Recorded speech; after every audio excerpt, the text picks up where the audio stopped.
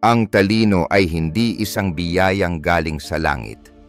Ito ay bunga ng araw-araw na disiplina. Ang pahayag na ito ay tila isang parola, nagbibigay liwanag habang tinatahak natin ang malawak at walang hanggang karagatan ng impormasyon. Sa panahon ng walang humpay na datos, madali tayong maligaw sa gitna ng walang katapusang agos ng kaalaman. Maaaring manaig ang ating emosyon, manghina ang isipan, at tuluyang mawalan ng pokus. Maaari tayong sumipsip ng libu-libong pahina ng mga aklat at silipin ang napakaraming artikulo, ngunit kung wala tayong matibay na pundasyon ng mapanuring pag-iisip, ang lahat ng ating pagkaunawa ay mananatiling parang buhangin na tinatangay ng hangin. Ang talino ay hindi basta-basta umuusbong. Ito ay kailangang hinuhubog sa pamamagitan ng tuloy-tuloy na pagsisikap. Bawat sandali ay nangangailangan ng kamalayang pansarili, masusing pagsusuri, at matalinong pagpapasya. Kaya, paano natin magagawang maging maaasahang sandigan ang talino? Hindi lamang upang makaunawa, kundi upang mamuhay ng may karunungan sa bawat araw?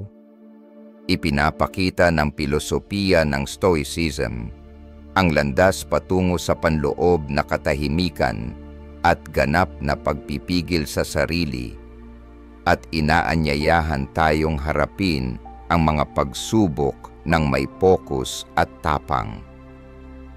Tuklasin natin ang mga lihim ng paghubog ng talino bilang isang matatag na ugali upang ang bawat sandali ay magliwanag sa ilalim ng malalim na pananaw. Ang talino ay disiplina, hindi regalo. Ang talino ay isang disiplina, hindi isang likas na regalo. Mula sa unang saglit ng isang bagong araw, naitanong mo na ba sa iyong sarili kung ang talino ay likas na kakayahan o bunga ng walang humpay na pagsisikap? Sa katunayan, ang disiplina sa sarili ay isang soft skill na maaaring linangin sa pamamagitan ng araw-araw na pag-eensayo. Hindi ito isang hungkag na islogan, kundi isang matatag na pagpapatunay. Tanging sa pamamagitan ng paghubog sa ating sarili, sa maliliit na pagkilos, unti-unting nagigising ang talino. Narinig mo na ba ang paalala ni Marcus Aurelius na practice, hindi teorya, at itinuring mo itong panay salita lamang? Sa kabaligtaran, isa itong makapangyarihang panawagan na gumigising sa atin mula sa pagkakampante. Huwag hayaang manatiling tuyong pahina ang kaalaman. Gawin mo itong hangin na iyong nilalanghap araw-araw. Ang pag-uulit ng isang pagkilos ang siyang tunay na sukatan ng talino. Higit pa rito, ipinayo ni Epictetus, unahin mong sabihin sa iyong sarili kung ano ang nais mong maging at saka mo gawin ang kinakailangan. Ang mga salitang ito'y tila hudyat ng labanan. Una, linawin kung anong uri ng tao ang nais mong maging. Pagkatapos, agad itong isabuhay sa konkretong pagkilos. Kapag araw-araw mo itong inuulit, nagtatanim ka ng binhi ng matibay at hindi matitinag na talino. Paglinang ng disiplina sa sarili. Paano mo nga ba magagawang maging di mapaghihiwalay na bahagi ng iyong buhay ang disiplina sa sarili? Una, pumili ng tiyak na oras para sa pagsasanay. Maaaring 10 minutong pagmumuni tuwing umaga o maikling pagsusulat sa journal bago matulog. Sunod, magtakda ng layuning hindi labis na malaki upang hindi ka malunod, ngunit hindi rin napakaliit upang ikaw ay hindi hamunin. Sa patuloy na pagsunod sa maliit na routing ito, para kang naglalagay ng bawat ladrilyo sa pundasyon ng pangmatagalang talino. At huwag mong kalimutang tanungin ang sarili tuwing gabi, na ipanindigan ko ba ang pangako ko ngayong araw? Ang tanong na ito ay hindi lang simpleng pagsusuri, kundi isang ilaw na nagtuturo kung saan ka nagkulang. Kapag patuloy mong kinikilala at inaayos ang mga kakulangan na ito, hindi lamang isipan, kundi pati na rin ang pagkatao mo ang nahuhubog.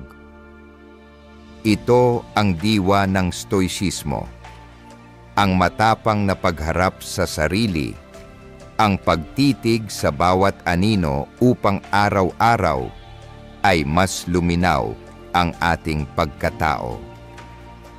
Ang lakas ng palagiang pagkilos sa huli, ipaalala mo sa iyong sarili.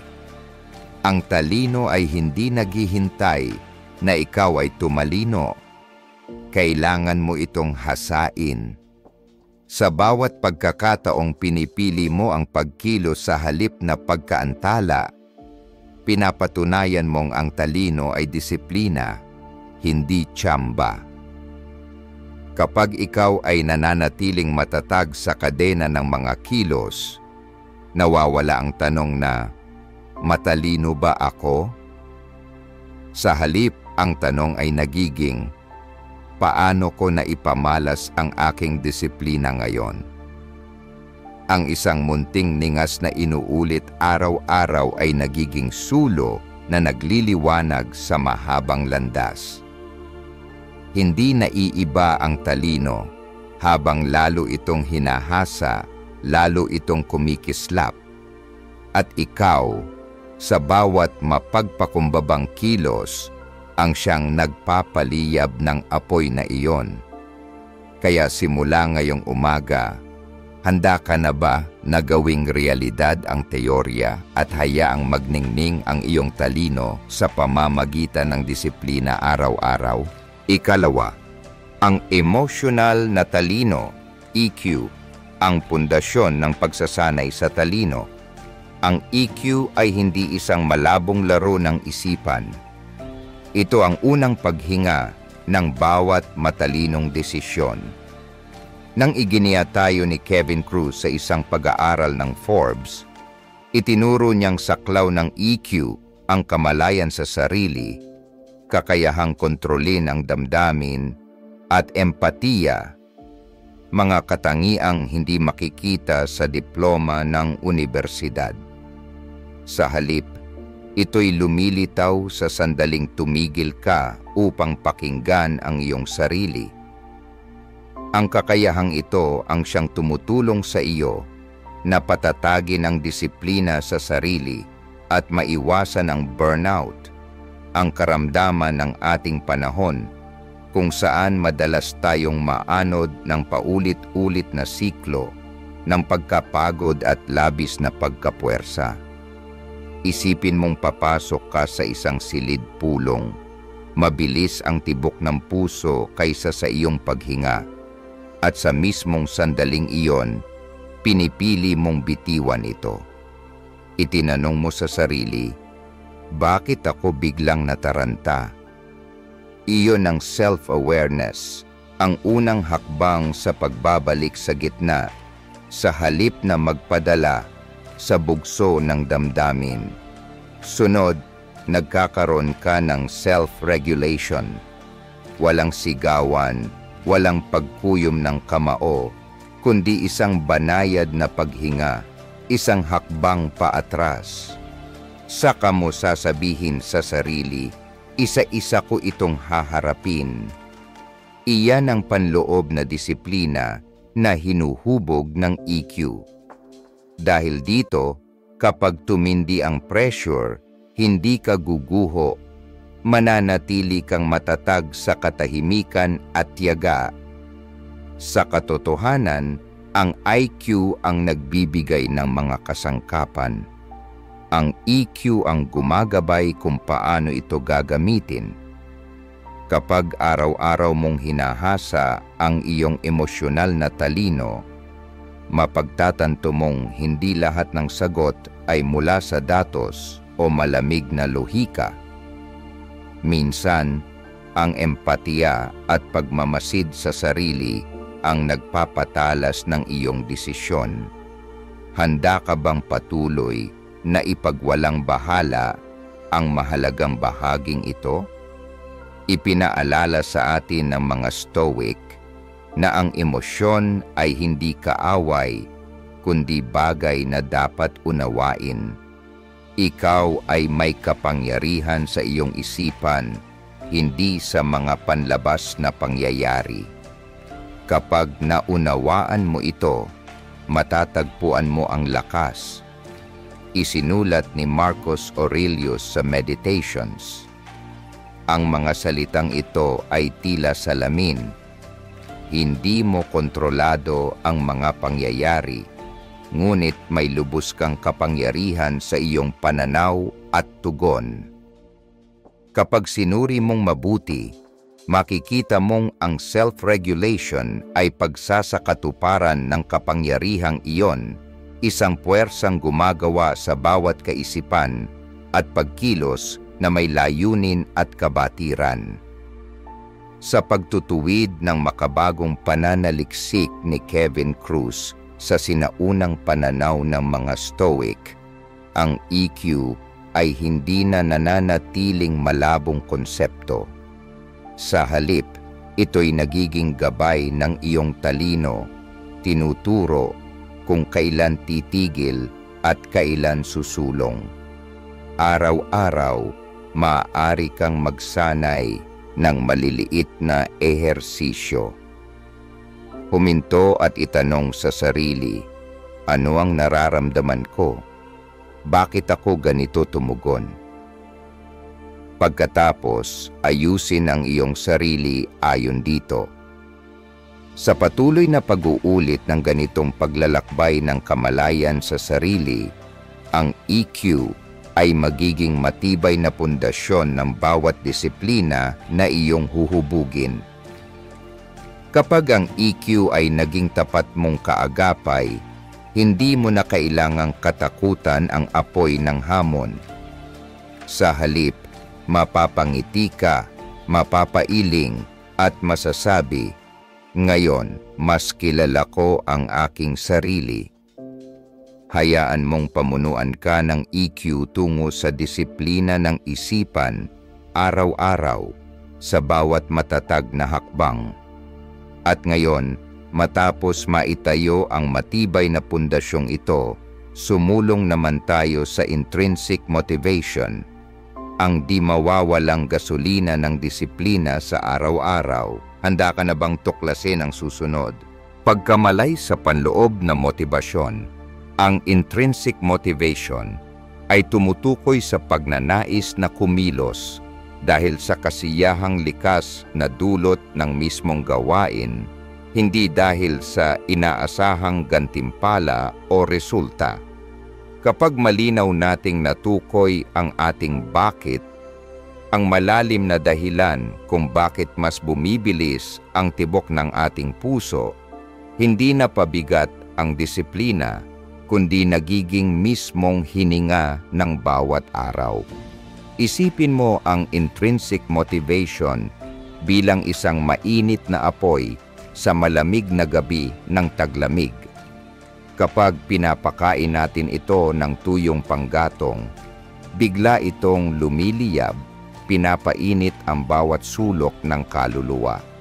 Ngunit kung aasa lamang tayo sa panlabas na sulo, gantimpala, papuri o kasikatan, mabilis din itong mamamatay.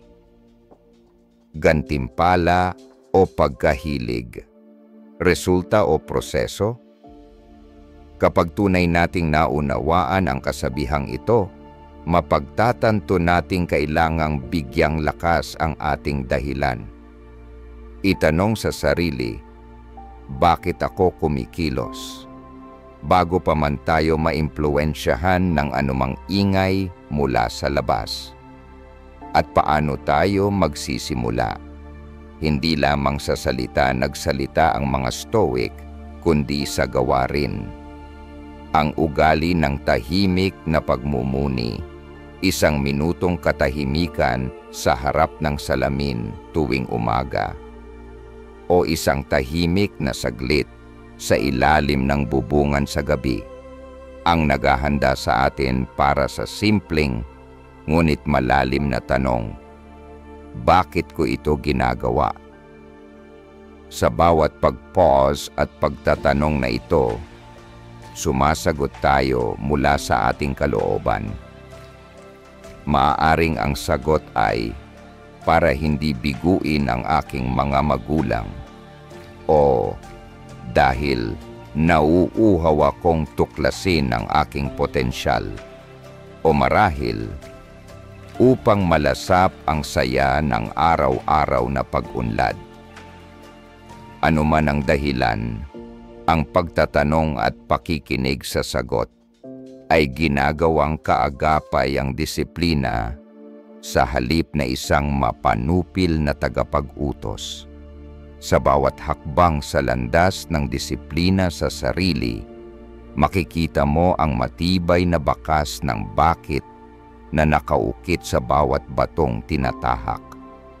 Ang mga umagang bumabangon ka bago pa sumikat ang araw, ang mga pahina ng journal na isinusulat ang bawat bakit, ang mga saglit ng katahimikan sa gitna ng pagmamadali, lahat ito ay bumubuo ng isang paulit-ulit na kadena araw-araw.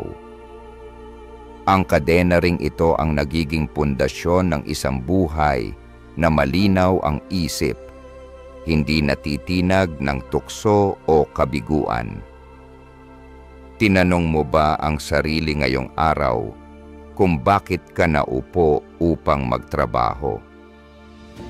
Paalala mo ba sa sarili na hindi ito para sa grado o papuri, kundi dahil sa uhaw sa karunungan na nagtutulak sa iyo?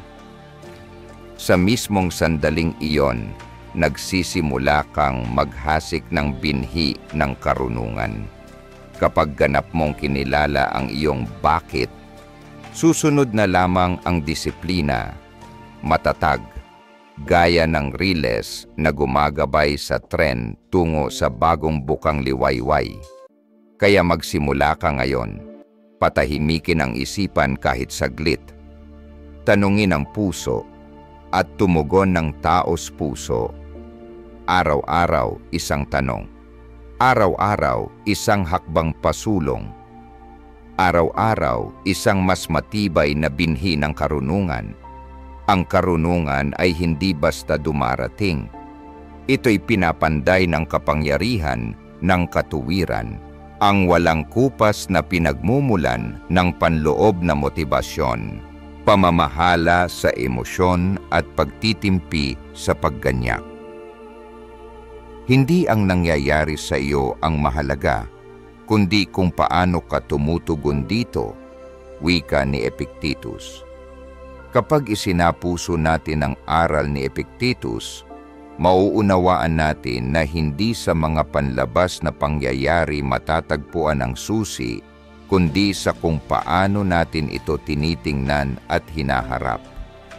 Sa mabilis na takbo ng buhay ngayon, kayang hilahin tayo ng bawat negatibong damdamin sa isang labirinto ng stress, pagmamadali at maling pasya. Ngunit ang emosyonal na talino, EQ, ang nagsisilbing ilaw na tumutulong sa atin upang matukoy kahit ang pinakamaliit na alab ng galit, pagkabalisa o sakit bago ito tuluyang sumabog. Una, huminto muna. Kapag ang simpleng tunog ng notifikasyon sa iyong telepono ay bigla kang pinatigas o pinakaba, o kapag ang puna ng katrabaho ay umaling-aungaw sa iyong isipan at pinabigat ang loob mo, iniimbitahan ka ng EQ na magnilay. Ikaw ba ay nakakaramdam ng kawalan ng seguridad? Nagmamadali ka bang tumugon? Sa pamamagitan ng ganitong kamalayan, mauunawaan mo kung paanong tumutugon ang iyong kalooban. Mula roon matatagpuan mo ang balanse. Higit pa rito, ang pagtitimpi sa bugso ng damdamin ay hindi pagtanggi sa iyong nararamdaman. Sa kabaligtaran, ito'y isang paraan ng pagbibigay galang sa iyong sarili, ng pagbibigay ng espasyo at oras upang magnilay. Itanong mo, ano ba talaga ang nararamdaman ko? Ano ang maaari kong gawin upang panatilihing malinaw ang isipan ko? Sa sandaling paghinto na iyon, isinasagawa mo ang sining ng mahabaging pagtitimpi, ang pagtangging magpadala sa damdamin na umaagaw sa katuwiran. Sunod, isipin mo ang emosyon bilang isang banayad na bagyo. Kung lalaban tayo ng todo sa gitna ng unos, tayo'y mawawala sa landas. Ngunit kung tatanggapin natin ang ihip ng hangin at buhos ng ulan, humanap ng ligtas na silungan at hintayin itong lumipas, muling lilinaw ang kalangitan. Sa ganitong paraan, hinahayaan tayo ng EQ na pangibabawa ng ating panloob na bagyo upang ang bawat desisyon ay bunga ng kabatiran, hindi ng padalos-dalos na tugon. Pinaalalahanan tayo ni Marcus Aurelius. Ang bawat araw ay isang blangkong pahina kung saan isinusulat natin ang kasanayan sa pamamahala ng ating damdamin. Kapag tinatanong mo ang sarili, maari ba akong huminto muna? O kaya ko bang tingnan ito sa mas malinaw na pananaw? Pinatatalas mo ang iyong karunungan sa araw-araw. Ito ang stoic na disiplina, hindi ang pagsuko sa damdamin, kundi ang pagsasanay sa kanila upang maging kaagapay, hindi kalaban. Sa huli, tandaan, ang mahabaging pagtitimpi ay hindi nagpapahina sa kapangyarihan ng iyong emosyon.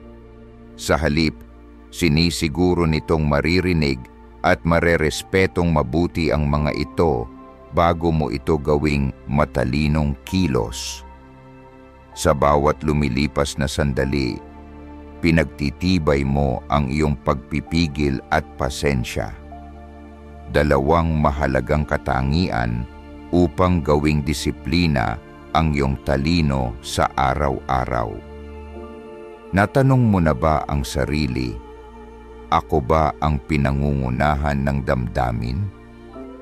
O sapat ba ang disiplina mo upang ipagpaliban ang agarang tugon at panatilihing panatag ang iyong isipan? Ibahagi ang iyong saloobin at karanasan sa mga komento sa ibaba dahil ang tunay na mga kwento at taos-pusong pagninilay ang pinakamakapangyarihang inspirasyon para sa ating komunidad. Pagyakap sa mga gawi. Ang prinsipyo ng maliliit na siklo. Ang mga gawi ay hindi basta-basta nabubuo sa isang iglap. Ito'y mga maliliit na pagkakasunod-sunod ng kilos na paulit-ulit nating ginagawa araw-araw, hanggang sa ito'y maging likas na lamang na kilos. Kapag nagsepilyo ka ng ngipin agad pagkagising bukas, o umupo ka sa harap ng mesa at nagbasa ng ilang pahina, hindi lang iyon basta pagkilos. Iyon ang mga batong inilalatag sa landas ng iyong talino. Dahil sa bawat pag-uulit, pinapatalas mo ang iyong sarili. parang batong hinahasa ng ilog sa ilalim ng tubig, dahan-dahan ngunit walang humpay. Si Marcus Aurelius, tangan ang panulat at isang maliit na kwaderno, piniling gawing kakampi ang bukang liwayway. Isinusulat niya roon ang bawat pagninilay, ang mga natutuhan niya, ang kailangang pag-isipan at kung paano niya gustong tumugon sa mga unos ng buhay. Ang kanyang pagsulat tuwing umaga ay hindi lang simpleng simula ng araw. Ito'y isang ehersisyo ng isipan kung saan bawat linya ay nililinis ang ulap ng kalituhan, pinapalinaw ang kanyang kaisipan. Sa bawat hagod ng panulat sa pahina, tunay niyang hinuhubog ang kanyang pag-iisip. Unti-unti, may tiyaga, may pagpupursige. At narito ang mahiwagang bahagi. Kapag ang isang gawi ay naging likas na kilos na, hindi mo na kailangang pilitin ang sarili. Ang kilos ay kusang nangyayari parang paghinga. Sinasabi mo sa sarili, ngayon magsusulat ako ng 10 minuto ng aking mga saloobin. Kinabukasan, 20 minuto. Pagkatapos, doubles. Hanggang sa hindi mo na kailangan ng orasan at kusa nang hinahanap ng panulat ang papel. Tulad ng tubig na natural na umaagos sa uka, ganun din nahahanap ng iyong isip ang mga munting espasyong iyong inukit. Ang mga maliliit na siklong ito ang prinsipyo sa likod ng tuloy-tuloy na pag-unlad. Hindi ito isang biglaang tagumpay, kundi mga unti-unting hakbang, tahimik, ngunit matatag. Sa bawat pag-uulit ng mga siklong ito, hindi lang basta kaalaman ang nasisipsip ng isipan, kundi ang kaalamang iyon ay unti-unting nagiging ugali, nagiging pagkatao. Sa bawat umagang ikaw ay nagsusulat, tinatanong mo, ano ang haharapin ko ngayon? Sa bawat gabi bago matulog, iniisip mo, paano ko naisabuhay ang mga prinsipyo ko? Ang gawi ay nagiging parang paghinga. Ang karunungan ay hindi na isang bagay na malayo. Naririyan na siya sa bawat sandaling hawak mo ang panulat, sa bawat paghinga mo bago magsalita o kumilos. At ngayon, maraming salamat sa paglalakbay na ito. Ang iyong pakikibahagi ay tunay na tumutulong upang maikalat ang mensaheng ito at sama-sama tayong makagagawa ng tunay na pagbabago, isang ngiti sa bawat pagkakataon. Iniisip mo bang mag-skip na? Huwag na huwag, isa iyong napakalaking pagkakamali. Ang mga susunod na tips ay mas lalong makapangyarihan. Maniwala ka, gugustuhin mong manatili dahil ngayon pa lang tayo nagsisimula sa pinakamahalagang bahagi. Hindi ka makapapaniwala sa mga susunod na ibabahagi, mga lihim na kayang tunay na baguhin ang iyong buhay. Kaya maghintay ka lang. Palapit na tayo sa susunod na antas ng iyong paglalakbay. Ang sining ng pagsisiyasat sa sarili. Naranasan mo na bang huminto at tumingin ng tuwiran sa loob ng sarili mong isipan? Sa gitna ng pagmamadali sa araw-araw, madalas tayong umuusad na parang barkong walang kumpas. Ngunit sa mga sandaling tahimik, kapag huminto tayo upang tanungin ang ating sarili at magbigay liwanag sa ating kalooban, doon tunay na nagsisimulang humasa ang karunungan. Ang pagsisiyasat sa sarili ay hindi basta simpleng pag-upo at pagsusulat. Isa itong sagradong ritual para sa mas malalim na pag-unawa kung sino tayo at ano ang ating nararamdaman. Sa makabagong medisina, maraming pag-aaral ang nagpapakita na ang self-reflection ay mahalaga sa pagpapalakas ng EQ, ang emosyonal na katalinuhan na tumutulong sa atin na kilalanin at kontrolin ang ating mga reaksyon. Ang mga taong nagsusuri ng kanilang karanasan araw-araw ay mas kalmado sa harap ng stress, mas malalim ang empatiya, at mas malinaw ang pagkaunawa sa sarili. Ang paulit-ulit na pagbalik-tanaw sa ating asal ay lumilikha ng bagong koneksyon sa utak at pinatitibay ang kakayahang pamahalaan ang damdamin. Kaya't ang self-reflection ay hindi lamang ehersisyo sa isipan. Ito'y tunay na ehersisyo ng isip at damdamin na magkasabay. Sinasalamin ito ni Seneca bilang isang uri ng disiplina. Bawat araw na lumilipas ay isang hindi pa tapos na pahina sa talaan ng ating buhay. Hinihikayat niya tayong maglaan ng katahimikan upang balikan ang ating mga pagkilos, itama ang pagkukulang, at hugutin ang mga aral. Kapag hinawakan natin ang panulat at nagsimulang mag-journal, higit pa sa pagtatala ng mga kaganapan ang nangyayari. Sinusuri natin ang ating mga reaksyon, layunin at damdamin. Sa ganitong paraan, bawat pagkakamali ay nagiging aral na may bigat at bawat tagumpay ay nag-iiwan ng bakas ng karunungan.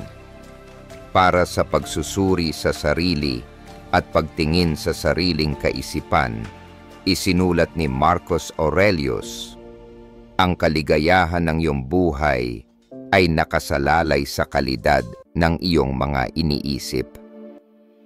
Paalala ito na ang kalidad ng ating pag-iisip ang siyang humuhubog sa ating mga kilos. Kapag nilubos natin ang pagsusulat at itinatala ang bawat damdamin, hindi lang tayo nag-iipon ng impormasyon. Nililinis natin ang kalat ng isipan at pinananatili ang kanyang diwa.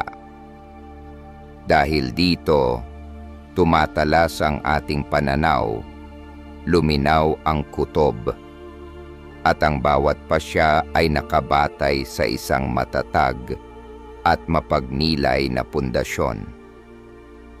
Higit pa roon, kapag napakintab na ang salamin ng iyong isipan sa pamamagitan ng pagninilay, matutuklasan mo rin ang tagong lakas nito sa iyong mga ugnayan sa kapwa.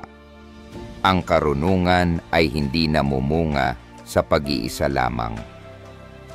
Nangangailangan ito ng mga objetibong tinig at matalinong pananaw upang patuloy na umunlad.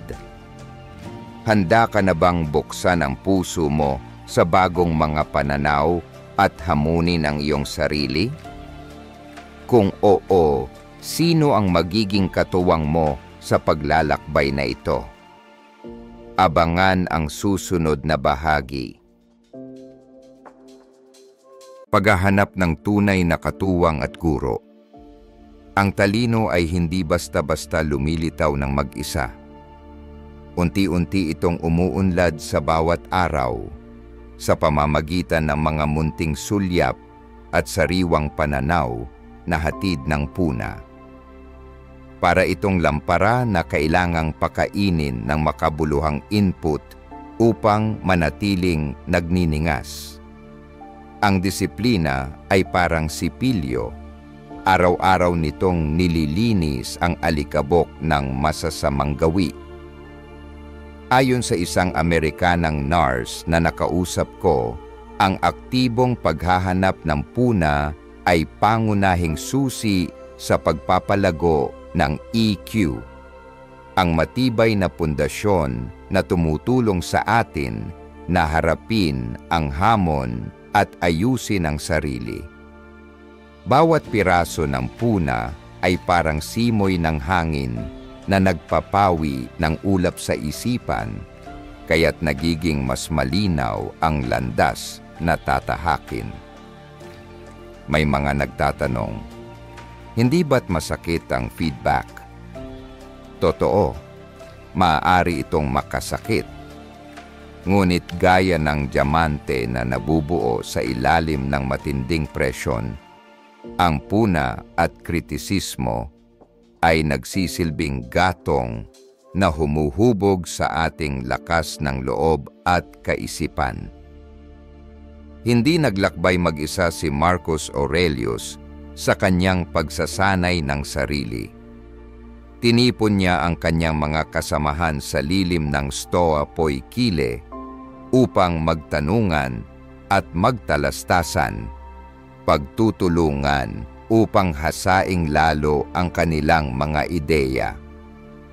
Si Epictetus naman ay ginabayan ang kanyang mga mag-aaral sa masinsinang mga pag-uusap kung saan bawat pagtutol ay tila pait na nagpapalinaw sa kanilang isipan.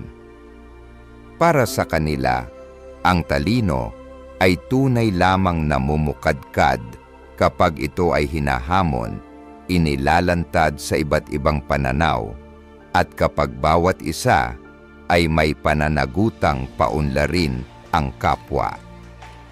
Isipin mo si Warren Buffett, ang kabataang naglakbay patungong New York upang makinig lamang kay Benjamin Graham. Bit-bit niya ang napakaraming tanong at hindi siya nag-aksaya ng pagkakataong humingi ng opinyon ni Graham. Maging ito man ay pagtanggi o papuri, bawat sandali ay naging isang napakahalagang aral.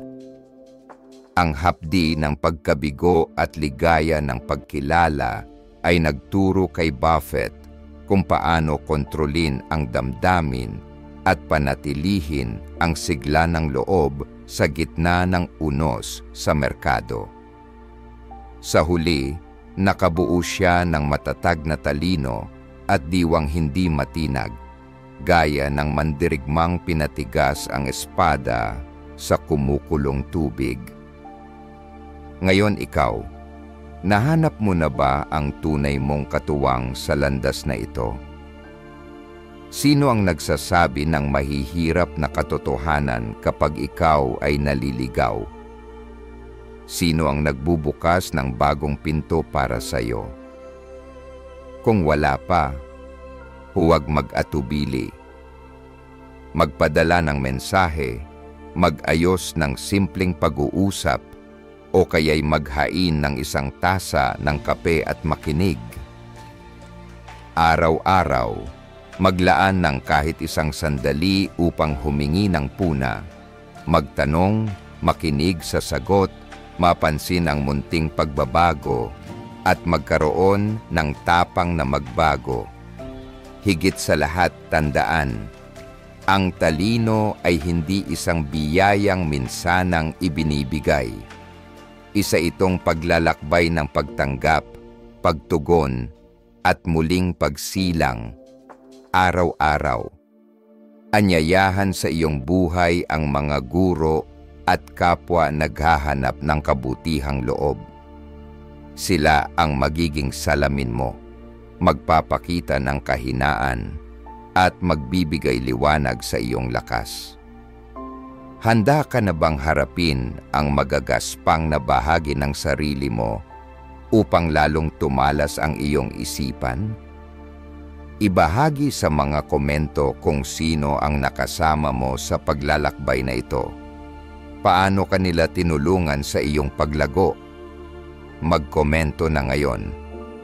Inaasahan ko ang iyong kwento at sama-sama nating pagningasin ang ilaw ng katalinuhan sa bawat araw.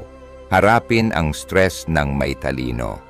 Kapag dumarating ang matinding pressure, madalas natin itong isinisisi sa mga pangyayari, tambak na gawain, mga deadline na papalapit, o mga tensyong relasyon.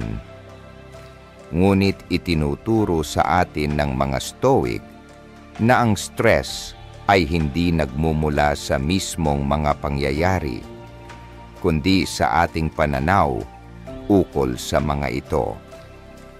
Kapag natutunan mong basahin ang kilos ng iyong kalooban, mapagtatanto mong ikaw mismo ang humahawak o nagpapakawala ng stress.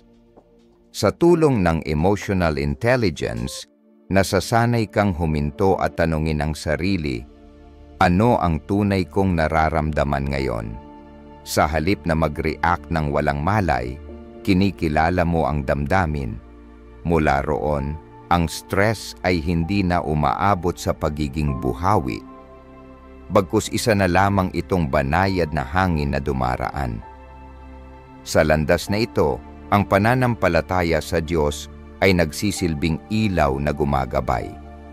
Sa panalangin, nakakahanap ka ng tahimik na puwang upang obserbahan ang iyong damdamin, na para bang tinitingnan mo ito mula sa labas. Habang humihinga ka ng malalim, ipinapaalala mo sa sarili, ipinagkaloob sa akin ng Diyos ang kalayaang pumili ng aking tugon. Sa sandaling iyon, lumalambot ang puso at tumitibay ang diwa. Hindi ito tuyong filosofiya. Ito'y espiritual na ritual na nagpapakawala ng bigat. Bawat panalangin, bawat katahimikan sa harap ng Diyos ay isang pahinga kung saan makahihinga ang karunungan bago muling sumabak sa buhay. Tingnan mo ang totoong kwento ni Nick Vujicic. Ipinanganak siyang walang braso't binti, ngunit buong tapang niyang hinarap ang stress at krisis. Mula pagkabata, dumanas siya ng pagtanggi, panlalait, at maging ng mga pag-iisip ng kawalang pag-asa. Sa halip na itanggi ang kanyang sakit, tinanggap at pinangalanan niya ito. Sa tulong ng isang kaibigang Kristiyano, lumapit siya sa Diyos at tinanong ang sarili, bakit ako nagdurusa? Natuklasan niya na sa pagbago ng kanyang pananaw, ang stress ay lumiit, tila isang tuldok na lamang sa napakahabang kwento ng buhay. Nagsimula siyang magsulat sa journal gamit ang mga tanong na Socratic. Anong aral ang hatid ng pangyayaring ito? Sa ganyang pagsasanay, nakalaya siya mula sa tanikala ng pressure at naging matatag ang kanyang panloob na tinig. Magtatanong ka marahil, sapat ba ang tapang upang mapagtagumpayan ang stress? Oo, ngunit ang emotional intelligence at pananampalataya sa Diyos ang pinakamatalas mong mga sandata. Kapag ipinagkakatiwala mo sa Kanya ang iyong mga alalahanin, habang ginagamit ang prinsipyo ng Stoic na huwag agad maghusga sa mga pangyayari, nakakalikha ka ng puwang upang mabago ang emosyon. Subukan mo ito. Huminto, huminga, magdasal, at itanong, paano ko gustong tumugon? Bawat sandaling tinatanggihan mo ang negatibong paghusga, hinahasa mo ang iyong isip. Kaya't ang pagharap sa stress ng may talino ay hindi lang basta payo. Isa itong araw-araw na disiplina. Maaari mong simulan ngayon. Kapag kumatok ang tensyon sa iyong pintuan, huwag kang tumakbo. Makinig sa tibok ng puso mo. Tanungin ang sarili at iabot ang pasan sa Diyos. Sa halip na hayaang takpan ng stress ang iyong paningin, gawin itong apoy na magbibigay liwanag sa iyong karunungan. Sa bawat pagsasanay, araw-araw, minuto-minuto, tinuturuan mo ang sarili na harapin ang buhay ng may matatag at matalinong kaluluwa. Pagtitiyaga, ang pundasyon ng tunay na talino. Ang katalinuhan ay hindi bunga ng perpektong gene. Ito'y lumalago mula sa mga yapak na hindi tumitigil. Ang susi ng tagumpay ay hindi talino o talento, kundi ang pagtitiyaga. Kapag pinili nating kumapit, kapag pinili nating magpatuloy, binibigyan natin ang ating sarili ng pagkakataong magsanay. At tanging sa paulit-ulit na pagsasanay, nahahasa at nahihinog ang ating isipan. Itinuturo sa atin ni Marcus Aurelius ang amor fati, ang pagmamahal sa ating kapalaran kahit sa kabiguan. Hindi ito pagsuko, kundi isang matatag na paninindigan. Bawat hamon ay panukat ng ating loob at tagahubog ng ating pagkatao. Kapag tinatanggap natin ang hirap, ang sakit ay nagiging gasolina, ang pagkatalo ay nagiging aral. At sa bawat peklat na ating tinatanggap, ang ating talino ay bumabangon ng mas matatag kaysa dati. Tingnan mo si Thomas Edison. Halos 1,000 beses siyang nag-eksperimento bago niya nahanap ang tamang filament para sa bombilya. Sa tuwing sisindi ang ilaw at mamamatay rin agad, hindi siya nagbuntong hininga ng pagkabigo. Sa halip sinabi niya, "Nadiskubre ko na naman ang isang paraang hindi gagana." Hindi siya umasa sa inspirasyon. Araw-araw siyang bumalik sa laboratorio, ulan man o init, may sakit man o pagod, dahil alam niyang ang sekreto ng tagumpay ay ang tuloy-tuloy na paggawa. Sa kanyang pagtitiyaga, hindi lang siya nagbigay ng liwanag, nagbigay siya ng pag-asa sa buong sangkatauhan. Ano nga ba ang pagtitiyaga kung hindi isang disiplina sa araw-araw? Tuwing umaga, maaari nating piliing ipagpaliban ang ating mga layunin o maaari tayong tumindig, ilagay ang kamay sa dibdib at sabihing, isang maliit na hakbang ngayon, isang dambuhalang tagumpay bukas. Kapag naging kasing natural ng paghinga ang pagtitiyaga, kapag hindi natin hinayaang sirain ng inip ang ating direksyon, ang talino ay hindi na lamang ideya. Ito'y nagiging gawi, nagiging likas na ugali. Ikaw ba'y naghihintay ng mga taon para sa tamang pagkakataon? O pinatatalas mo na ang iyong disiplina araw-araw? Kahit 10 minutong tutok lang, kahit isang entry lang sa Stoic Journal upang luminaw ang isipan, kapag tayo'y kumikilos, sumusunod ang puso. Kapag tayo'y humihinga ng may pagtitiis, nananatiling matatag ang ating pag-iisip, parang ilawan sa gitna ng unos. Ang pagtitiyaga ay hindi isang destinasyon, isa itong paglalakbay. At ang paglalakbay ay hindi palaging tuwid. May mga batong tatahakin, mga burol na aakyatin, at mga bangin na lalampasan. Ngunit hanggat hindi ka umatras, hanggat niyayakap mo ang amor fati, matutuklasan mo ang lakas na nasa loob mo at ang sariling liwanag na hindi kailanman mawawala. At kung ang pagtitiyaga ang pintig ng tunay na talino, huwag mong palampasin ang huling hakbang ng iyong araw-araw na disiplina. Lumipat na tayo sa pangwakas na bahagi kung saan ang teorya ay nagiging aksyon, ang pag-iisip ay nagiging gawi, at sa pinakasimpleng sandali ay gigisingin natin ang tunay na lakas ng ating talino. Handa ka na ba? Isabuhay sa araw-araw.